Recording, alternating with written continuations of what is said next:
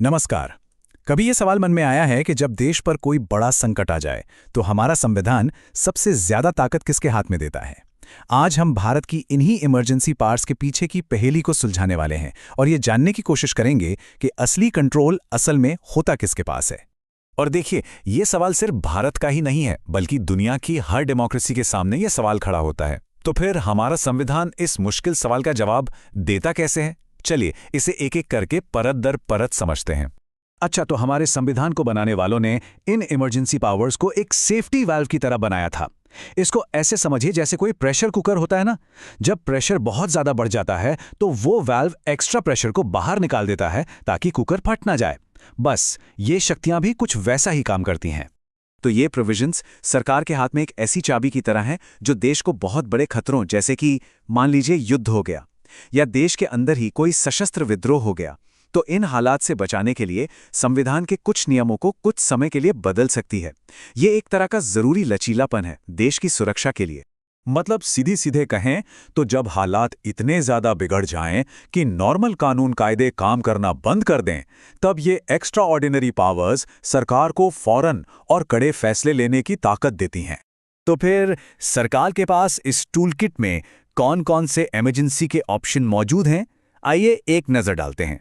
हमारा संविधान कुल मिलाकर 3 तरह की इमरजेंसी की बात करता है।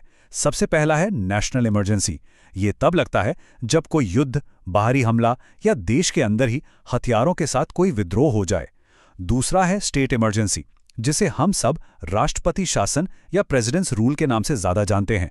ये तब लगता है जब किसी राज्य की सरकार संविधान के हिसाब से काम न कर पा रही हो।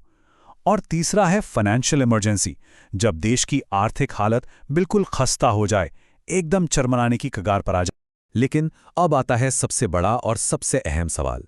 इमरजेंसी लगाने की ये जो अंतिम शक्ति है, क्या वो सच में राष्ट्रपति के पास है या फिर ये सिर्फ एक संवैधानिक दिखावा है? क्या प्रेसिडेंट अपनी मर्जी से, अपने विवेक से ये फैसला ले सकते हैं या फिर वो किसी और की सलाह मानने के लिए बंधे हुए हैं? चलिए इस संवैधानिक गुत्थी को सुलझाते हैं। और यहीं पे ना एक बहुत ही दिलचस्प कॉन्ट्रडिक्शन सामने आता है। एक तरफ तो संविधान कहता है कि इमरजेंसी के लिए राष्ट्रपति की संतुष्टि जरूरी है। यह सुनकर ऐसा लगता है कि हाँ, ये उनका पर्सनल फैसला है। लेकिन ठीक उसी वक्त संविधान ये भी कहता है कि प्रेसिडेंट काउंसिल ऑफ मिनिस्टर्स यानी कि मंत्रिपरिषद की सलाह मानने के लिए बाध्य हैं, मजबूर हैं। तो इस पहेली का जवाब कहाँ मिलेगा? वो छिपा है हमारे संविधान के आर्टिकल 74(1) में।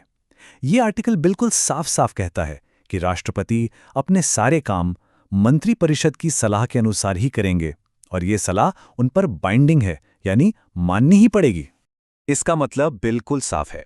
इमरजेंसी लगाने की जो असली पावर है वो प्रेसिडेंट के पास नहीं, बल्कि प्राइम मिनिस्टर और उनकी कैबिनेट के पास होती है। राष्ट्रपति की भूमिका बस इसे एक फॉर्मल मंजूरी देने की रह जाती है। लेकिन एक मिनट, अगर असली पावर सरकार के पास है तो क्या इसका गलत इस्तेमाल नहीं हो सकता? बिल्कुल हो सकता है। और इसी चीज को रोकने के लिए संविधान में कुछ बहुत मजबूत सेफगार्ड्स, कुछ सुरक्षा उपाय भी बनाए गए हैं। ये 3 बड़े सुरक्षा कवच हैं।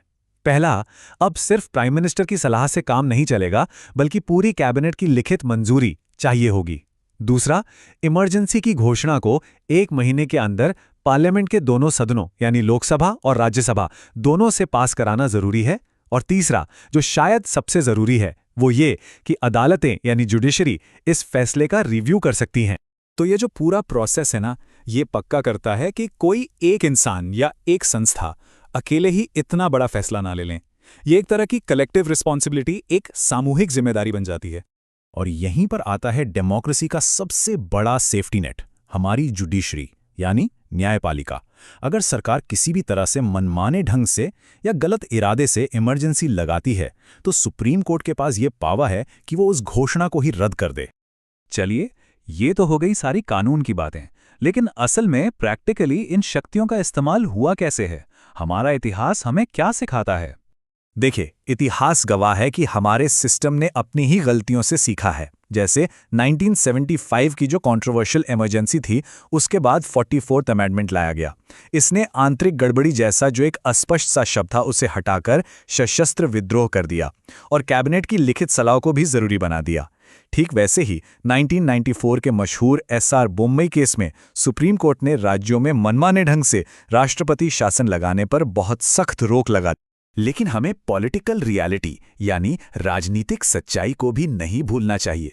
हकीकत यह है कि जिस प्राइम मिनिस्टर के पास पार्लियामेंट में मजबूत बहुमत होता है, उसके लिए कैबिनेट से मंजूरी लेना कोई बहुत मुश्किल काम नहीं होता। तो ऐसे में प्रैक्टिकली पावर प्रधानमंत्री के हाथों में ही सिमट कर रह जाती है।